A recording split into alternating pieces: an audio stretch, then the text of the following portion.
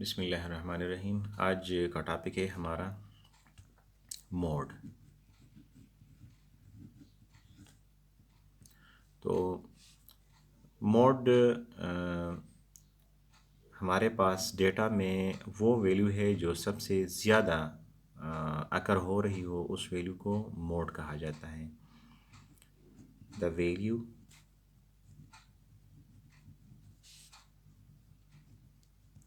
Which occurs, value या values भी हो सकते हैं, यानी एक से ज़्यादा वैल्यूज़ भी हो सकते हैं। द वैल्यू या the values which occurs most frequently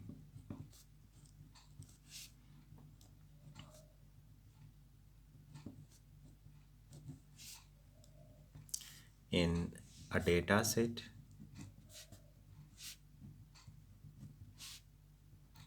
is या are called mode. For example, हमारे पास एक डेटा है जिसमें वैल्यूज़ हैं 5, 3, 6, 2, 3, 7। ये एक डेटा है। तो इसमें आप देखें कि 3 दो मरतबा रिपीट हुआ है, बाकी वैल्यूज़ जो है उसकी रिपीटिशन नहीं है, वो जस्ट सिंगल टाइम अकर हुए हैं। तो मोड इज़ इक्वल टू 3। अब ये भी पॉसिबल है कि डेटा हमारे पास यही डेटा इस तरह से हो 5, 3, 6, 2, 3, 7, 5 ये वैल्यूज़ हैं। तो इसमें आप देखें कि 3 2 टाइम्स रिपीट हुआ है और 5 भी 2 टाइम्स रिपीट हुआ है। तो अब यहाँ पे 3 और 5 दोनों की रिपीटिशन सेम है, बाकी वैल्यूज़ जो है उसकी रिपीटिशन नहीं है, लिहाजा मोड फिर हमारे पास 3 और 5 ये दोनों मोड हैं। तो इसलिए यहाँ पे डेफिनेशन में हम लिखते हैं कि द वैल्यू या एस बी इसमें लगाए the values which occurs most frequently in a data set is, अगर सिंगल वैल्यू हो तो इज़, अगर एक से ज़्यादा वैल्यूज़ हो तो आर कॉल्ड मोड। और ये उसका एग्जाम्पल है। Example number 2.22 in the book.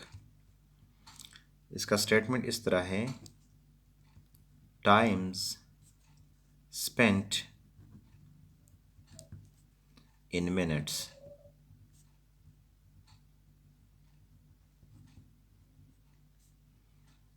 from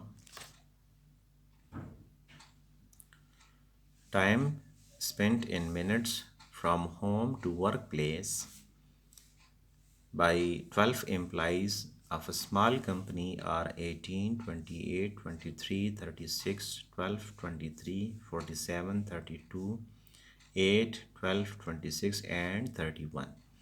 अब देखें ये पूरा डेटा जो है इसको आप सर्च कर लें तो आपको पता चलेगा कि यहाँ पे हमारे पास ये नंबर है 12, ये 2 टाइम्स रिपीट हुआ है। 12 2 टाइम्स रिपीट हुआ है। 23 को आप देखें, ये आया हुआ है, 23 ये है, तो 23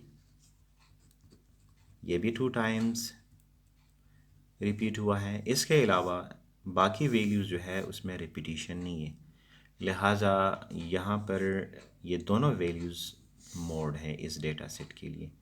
mode is equal to 12 and 23। ये एक और एग्जांपल कंसिडर करें। Example number 2.24। एग्जांपल 2.24 इसमें है the blood group of 5 students, the blood group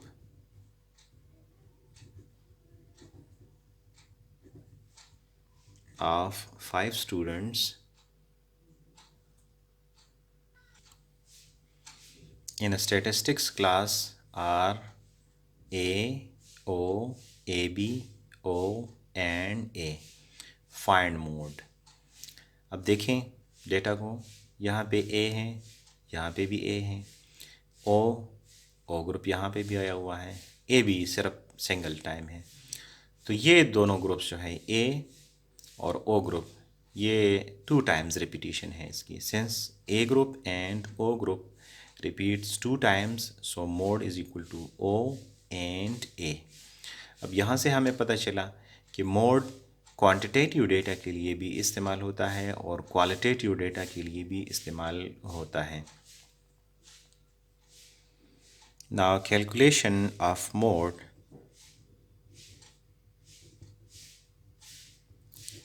mode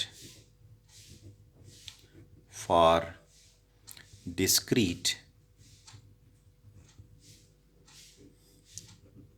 grouped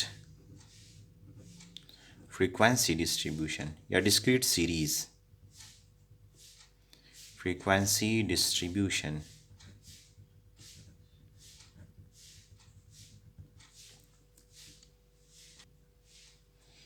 example 2.26, यहाँ से हम जान सकेंगे। यहाँ पे डेटा गिवन है, कैलकुलेट